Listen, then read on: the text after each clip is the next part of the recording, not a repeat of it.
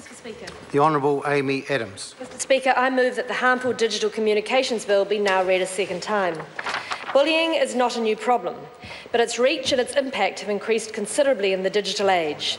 In its in-depth report to Parliament on the issue, the Law Commission found that 1 in 5 New Zealanders aged between 13 and 30 have experienced harmful communications on the internet, and these numbers are increasing all the time as more young people engage. Bullies and harassers use emails, texts and social media sites to intimidate people, spread damaging or degrading rumours and publish invasive and distressing photographs. There are a number of reasons why harmful digital communications are more worrying and potentially more serious than offline bullying. Their ease and speed of dissemination, their potentially viral nature, the persistence of the information and the difficulty of removing it, and of course the facility for anonymity. For all of these reasons, and based on the very real damage we've seen inflicted, this kind of harassment is unacceptable and must stop. Mr. Speaker, this bill represents world-leading legislation to tackle cyberbullying, and I want to acknowledge the work of my predecessor, the Honourable Judith Collins, in bringing this bill to the House. The bill seeks to prevent online bullying and harassment and reduce the devastating impact of perpetrators' actions. It will empower victims by providing a quick, low-cost and effective way to right the wrongs done to them. Our proposals make it clear that it's not okay to use digital communications in harmful ways, and that those responsible for causing serious harm will be held to account. We have to recognise that in the modern digital world, it's becoming increasingly prevalent for perpetrators to use social media to bully and hound their victims. We need look no further than the Roastbusters case, where we had young Kiwi men take to social media to continue to harass and demean their victims far beyond the time and place of the initial attack, and it's happening more and more. Last Thursday, we saw the whole of this Parliament stand in unison in outrage against the Roastbusters case and the impact the case had and its handling had on the victims. Yet now, not a week later, some MPs are rallying against the prompt passage of the very bill that would allow us to better protect women in these situations from being re-victimised through explosive, fast-disseminated means. The Harmful Digital Communications Bill is making an effort to address some of the harm caused by re-victimisation through online tools. It's farcical, Mr. Speaker, to be outraged one moment at the way these young men gloated about their conquests on social media, and then in the same breath oppose key legislation that would prevent their victims being attacked once more on the same platform. I would like to think this entire House could bring itself to support a bill that can prevent victims of sexual abuse from being re-victimised through social media, in the same way they were outraged at the criminal acts themselves, and provide effective means to deal with those who set out to cause such harm. Mr. Speaker, the suggestion that has come from some quarters that the existing laws are adequate to deal with abusive material on a website is wrong. The current law could require a young person to go through a drawn-out court process to prevent abuse or harmful information being spread on the internet. This can be immensely costly and lengthy.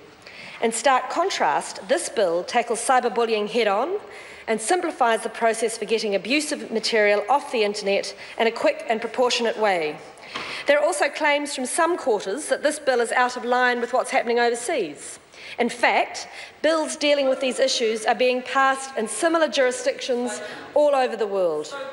What opponents fail to mention when describing the new Australian law is that Australia already has a cyberbullying criminal offence, which has been in place for more than 10 years. Their recently passed legislation to set up a regime also has many similarities to the approved agency in this bill. The United Kingdom relies on existing law, both civil and criminal, to deal with harmful digital communications. A number of offences in the United Kingdom are used regularly to prosecute people for offensive or harassing communications. However, like us, they've acknowledged that the internet can provide new means by which to cause harm, and recently enacted a new offence in February this year for revenge porn, where intimate photos or videos are taken with consent but released without consent. There is a gap, Mr. Speaker, in current New Zealand law where revenge porn is concerned, as it's not currently illegal, but this bill changes that. In each of these countries, criminal sanctions are part of the mix, and it's proper that they should be provided for the most serious cases in New Zealand. Mr. Speaker, despite what is being said, the bill will not criminalise children. I cannot make that any clearer. Children are those under the age of 14 years. This bill creates new criminal offences which will be subject to the same youth justice processes that apply to other criminal offences. This means the offences will not apply to children, but will certainly apply to young people aged 14 to 16 and to adults. Those young people will go through existing youth justice systems in New Zealand. This is not inconsistent with the approach taken in Australia, which has had a similar offence, as I say, for more than a decade, and where only 8 prosecutions of 300 have been for people under 18. While there is a perception that harmful digital communications are mostly an issue for children and young people, this of course isn't the case. The Law Commission's report noted many cases involving adults who suffered harm and who could not get redress. NetSafe has noted that half of the people it assists with harmful digital communications are in fact adults. Mr. Speaker, while we're on the subject of misinformation, it's worth turning the spotlight on the actions of some of those multinational companies who've been actively lobbying around this bill. Let's be really clear. Global giants like Google are not public interest groups. Their interest is in their profit and having a market that is as unregulated as possible. It should be noted that Google was in the top 10 spenders for Washington lobbyists last year. They spend millions defending their interests and are now spending more on lobbying than some drug companies and weapon makers. It's incredulous to me that members of this House are more interested in parroting lines produced by global multinationals who don't pay their tax in here in New Zealand, rather than supporting a bill that addresses harm and abuse of cyberbullying of New Zealanders. Anyone who thinks that our law can stay static in the face of new technology is either ignorant or willfully blind. The speed at which information disseminates and spreads and survives, able to be found with a search engine from anywhere in the world, bears no resemblance to the search of a card catalogue at your public library 50 years ago. A lot of the commentary around the bill, Mr. Speaker, has been around the criminal aspects, but in fact the vast majority of the bill is about civil enforcement and advice and education from the approved agency. Currently, people harmed by digital communications find it very difficult to stop the abuse and have their tormentors answer for their actions. For example, defamation proceedings through the court are not seen as practical or cost-effective. The new civil enforcement regime addresses these issues by establishing an approved agency backed by the District Court. The approved agency will offer advice and use informal methods such as negotiation, mediation and persuasion to resolve complaints. The vast bulk of complaints will be dealt with this way. For the very serious complaints, the District Court will act as a backstop with the ability to make various orders. For example, the court may order the removal of harmful content or the identification of anonymous bullies.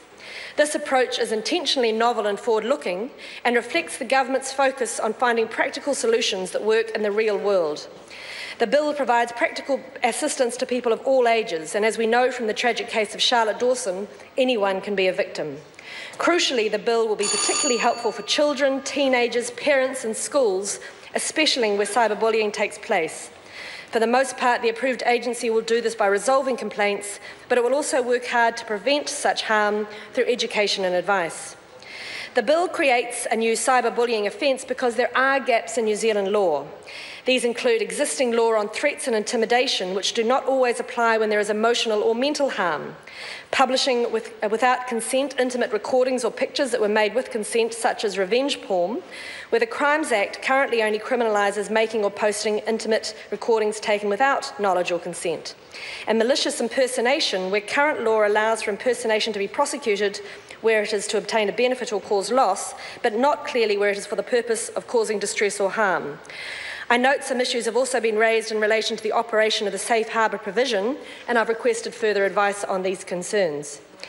Mr. Speaker, this bill's purpose is to prevent and mitigate the harm caused by abusive and destructive digital communications and empower those victims by providing a quick, low-cost and effective means of redress.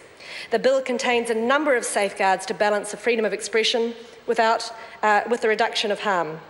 With the committee's proposed changes, I'm confident that the bill will more effectively achieve these objectives. Mr. Speaker, I commend the bill to the House.